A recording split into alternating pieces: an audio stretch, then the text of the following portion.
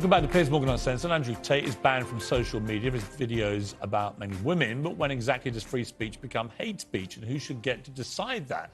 Joining me now, our political journalist Ava Santino and Talk TV contributor Esther Krakow, author and podcaster and friend of Andrew Tate, Leah Hailpern, and Times columnist Hugo Rifkin. Hugo, let me start with you. Thank you for joining the show. I read your big Times interview with this guy, Andrew Tate. I found it very interesting because I knew I was going to interview him on television shortly afterwards. And what I was struck by was that although you were pretty outraged by some of the stuff he said and done and found it personally pretty offensive, you didn't really seem to be able to conclude that he'd really crossed a line that deserved the punishment he's received in terms of social media wipeout. Would that be a fair categorization?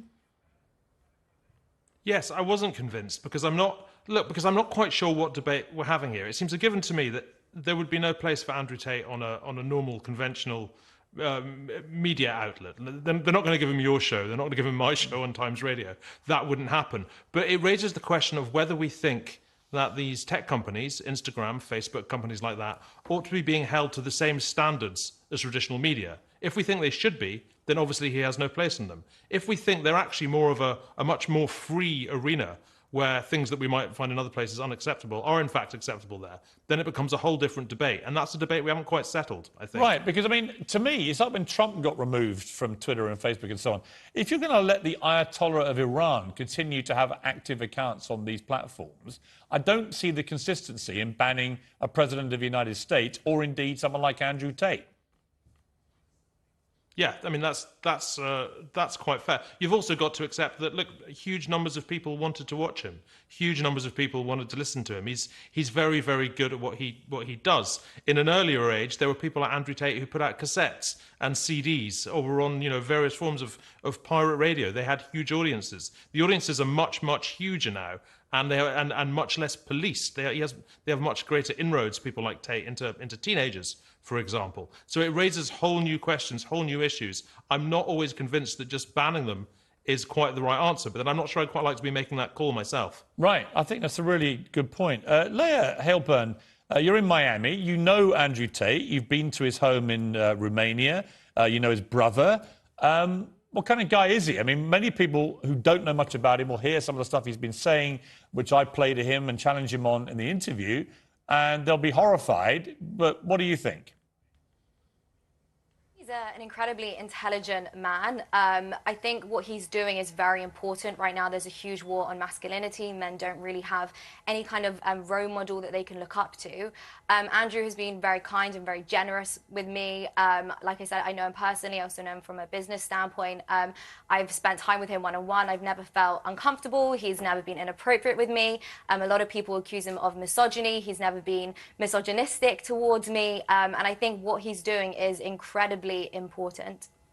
OK, Ava Santino, your view of this. I mean, just from the exchange we just put a preview of, where he says he prefers 18, 19-year-old women to 25-year-olds. I think you're 25, aren't you? But, when he generalises about 25-year-old women in the really, I thought, pretty repulsive manner that he did in public, I think that is misogyny, actually, because he's branding a whole category of women in a very offensive way. I think it's close to misogyny. I think it's actually more looking at women as objectively sexual objects, which inherently is misogynistic. But it's looking for purity in women. What he's essentially saying between those lines is that he wants some sort of virginal woman.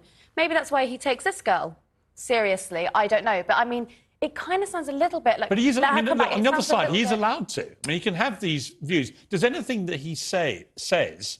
or the stuff that you've seen with him, does it cross a line where he deserves to be expunged from all social media, to be banished from the internet? When you've got to look at the reaction that came off that, so the people who were duetting his videos or the people who were spreading his messages, when you've got 15-year-old boys espousing these sort of views where you're talking about women in purely sexual terms, and that has come from Andrew Tate, then that's where the problem is. What do you think? I don't actually think that's a very fair assessment. He didn't say, oh, I only date 19-year-olds, I prefer. He was making the point, and he could have phrased it better, absolutely. But he's saying which he did concede, actually, late in the interview. But the point he's making is, and he's a very intelligent guy, like Leah was saying, so he knows what he's doing when he's saying that. Obviously, he's got a massive reaction from it, so clearly it's worked.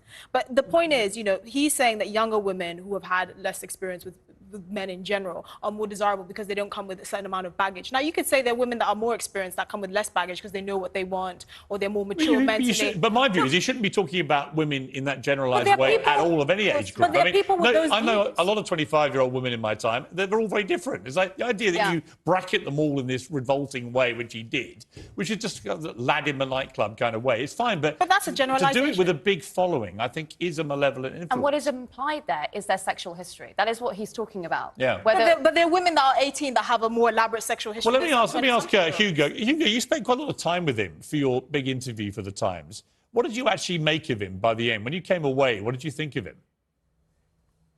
Oh, we got on very well, but then we were two men sitting in his cigar room, bantering. You know, we had a good chat and a very honest chat. I mean, we had a very similar conversation to the conversation you're having at the moment. I think in different circumstances, I wouldn't have liked to introduce him to my wife. I wouldn't have liked to have to hang out with him with my female friends. I think that'd be intensely uncomfortable. But I noticed the way that at the moment, what we're doing, we're debating whether or not he's nice. Whether or not the things he thinks are nice or right. What we're not debating is whether or not they should be allowed. Right. And I think it slightly worries me that we've drifted into thinking those are the same debates. I agree. When did we already become the moral arbiters for whether people should be allowed a social media platform? I mean, let me go back to Leia. I mean, to me, you might find Andrew Tate's views offensive, unsavoury, misogynist, as I did on some occasions with him, although he made some concessions in the interview. I'm not sure by the end that I concluded he'd done anything really so heinous he deserved the punishment he's got. That was my real conclusion, if I'm honest. Yeah, I don't think he said anything wrong. I think all he's doing is talking about reality. And I don't think it's misogynistic to say you prefer a woman that's 18 versus 25. It's literally just a sexual preference. It's the same reason why young women prefer older men. Just to jump in, I don't think... Yeah, but I don't think that's the misogyny. I had this argument with my sons earlier when they saw the clip. The misogyny isn't that he has a preference for girls of 18, 19, and 25. The misogyny is in the way he talks about every woman who's 25. But that's as if they're all the same and they've all been through this tawdry background which he finds so distasteful. That's obviously ludicrous. Well, I think he speaks with a lot of hyperbole. His goal was to go viral. Obviously, as Esther mentioned, not all 25-year-old women have been sleeping with every single man that they meet in the nightclub. So there's always exceptions. But I just think in general, a 25-year-old woman obviously has had more experience than an 18-year-old woman. And some men prefer that. Some men don't like that. And I think that's completely fine. I think what really scares me is the censorship that we see online. On Twitter, there's actually porn on Twitter. You have terrorists on Twitter. And yet a man who's just talking about reality and the real dynamics between men and women. I mean, you know what? I have to say, Leia, I think you make a good point. I think the Taliban have Twitter accounts. The Ayatollah of Iran, he's threatened to wipe out Israel, has a Twitter account. You know, Donald Trump doesn't. Andrew Tate doesn't. Why? You know, I can't really get a satisfactory response from these platforms. It's a very interesting debate, I think, to be had. We're going to run the full interview with Andrew Tate. Well, the whole thing will appear on YouTube by the end of the week. We're going to run a good hour of it later in the week. It is a fascinating watch, I have to say. And you might like him, you might hate him. But the real question is, should he be banned? Thank you to my panel. Thank you to Hugo. Thank you to Leia. That's it from me.